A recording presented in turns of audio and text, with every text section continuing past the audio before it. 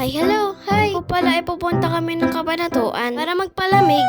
Char! Grabe, sobrang init ngayon. Kahit ngayon nga na nagvo-voice over ako, sobrang init. At ito naman pong driver namin ay si Daddy.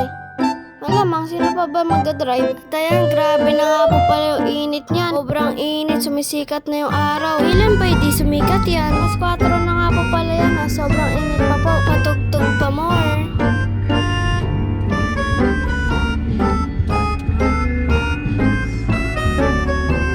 After 100 years, nakapunta na nga pala kami sa SM. Lakad-lakad lang.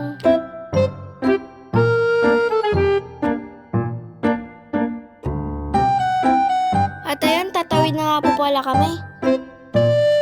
Nakapasok na nga po pala kami sa SM at sobrang lamig. Ako pa talaga yung unang pumasok ha. Ayan, tignan yung gagawin ng kapatid ko. Sasalot ka pa ha. Pupunta nga po pala tayo sa second floor kasi ihilang muna sila. Sa escalator talaga nangunguna si kuya. At ayan, nandito na nga po pala tayo sa second floor. Para lang umihi. Char!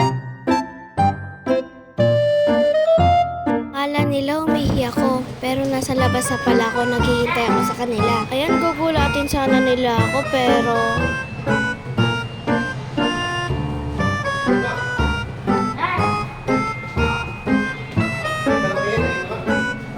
Nakita nga pala ako ni kuya.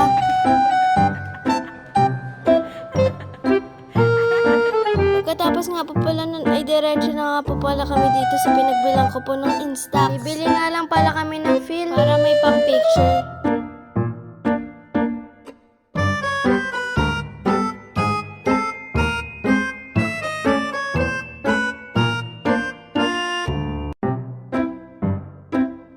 Gusto ko nga po palang bumili ng isa dyan pero medyo mahal.